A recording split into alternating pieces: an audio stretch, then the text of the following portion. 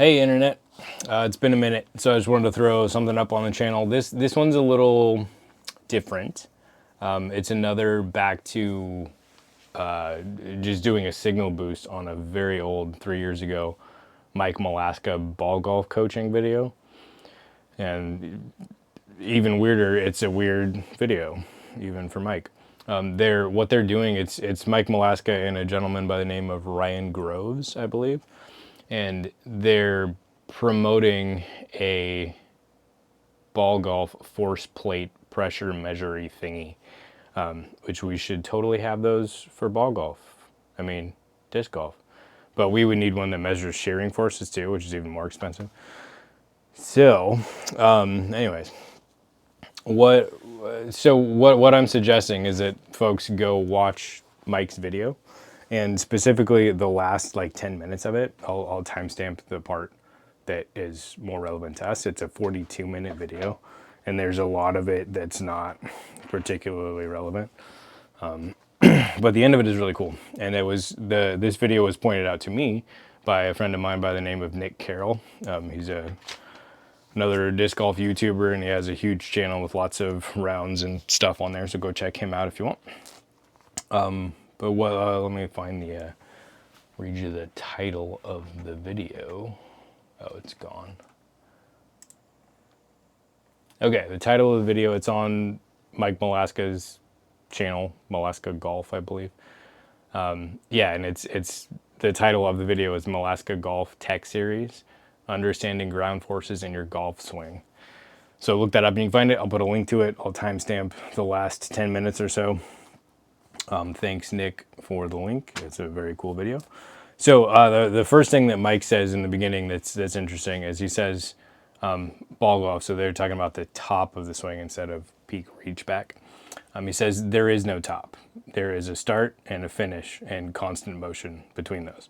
If you're thinking there's a top, you're dead. If you end up static at the top, then there's no way to sequence correctly. And I think that's exactly the same thing for us. Like a lot of people in their throw, if you watch them in slow motion, they get to their reach back, and then there's like a handful of frames where they're here. That's static. So what we actually want is a dynamic going through a position, but you're not going to be, if you think about that position, you will end up with some amount of static there. So we do need to be aware that in my reach back, I want to have my hips 45, my shoulders at least 90, my arms straight, my elbow on the right plane, my disc held in a certain place. You need to be aware of all that stuff when you're coaching yourself, but when you're playing, you shouldn't be aware of it. So that's what Mike is saying is if you're thinking that there's a top of the swing, then you're already screwed. You're just in motion and everything's going to go. So I think that's something that we should be more aware of as coaches and as players, is that we tend to get sucked into thinking of these static positions and thinking of them as static, even if we're not trying to think of them as static, can be very detrimental to form. So just something to be aware of that I thought was very wise from Malaska. Okay, so now on to the last 10 minutes or so of the video. Ryan Groves is talking, and he says that there are three main components to a ball golf swing. Says there's a lateral shift. So this club is too long. I need the tiny club because ceilings. So he says there's a lateral shift because when you upswing, backswing in ball golf, you shift weight onto your rear foot, and then you shift weight to your front foot, not all of it, but some of it, during your downswing. And then there's rotation. So another Malaska cue is rotation in the hips doesn't happen because you're rotating the hips. It happens because you're taking your back hip towards the rear, and then you're taking your front hip towards the rear. So that's exactly what we do in our throw. Back hip back, front hip back. So there's linear component, there's a rotational component, and then if you do those right and load your front leg, there's a vertical component. So what Ryan actually says is there's a glide or a lateral motion, there's a spin or a rotational motion, and then there's some form of launch, which I think launch is just a ball golf specific term because they're actually lofting the disc, the ball up. So that seems a little like counterintuitive to what we're doing, but we kind of do the same thing. But the mechanics of the front leg are exactly the same. So there's still a vertical component, and that gets overlooked in a lot of our coaching and the vast majority of our throwing.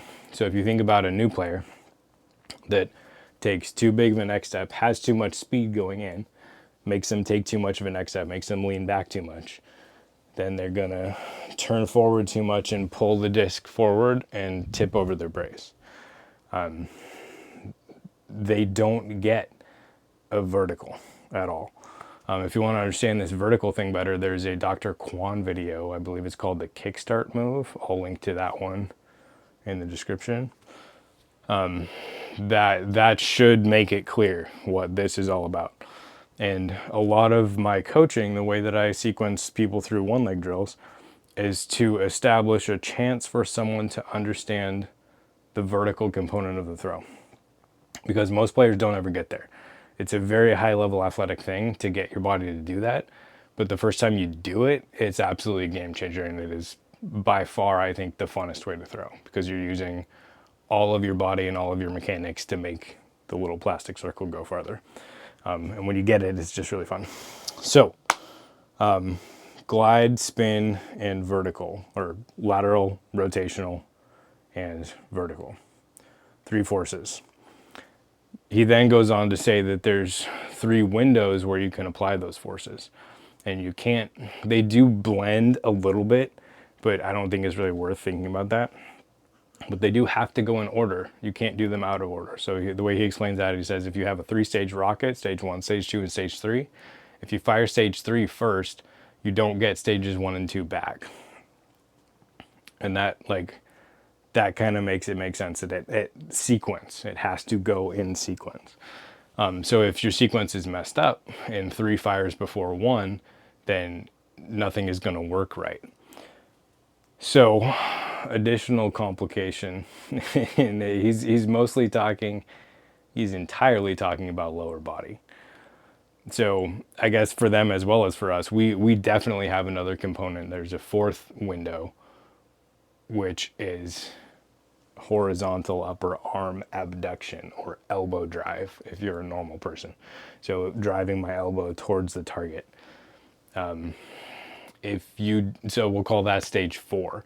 If you do too much stage 4 too early, or it's not in sequence with your stage 1, stage 2, and stage 3, then you will never feel stage 1, 2, or 3. So that's what happens when young guys get into this sport and they're throwing 400 on week 2. They're not doing it because their lower body mechanics are correct. They're doing it because they're really strong and they're really athletic and they can rip their arm through well, regardless of what the lower body is doing.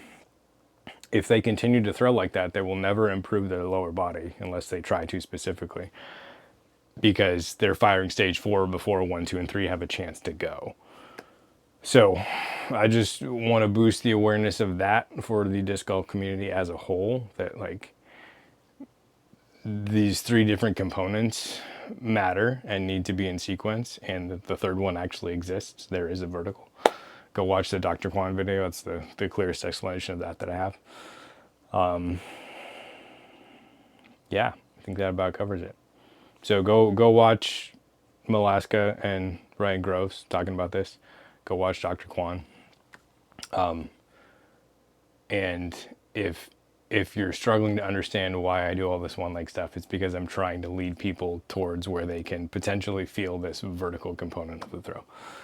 All right, thanks for listening. Go check out those other videos. See you next time.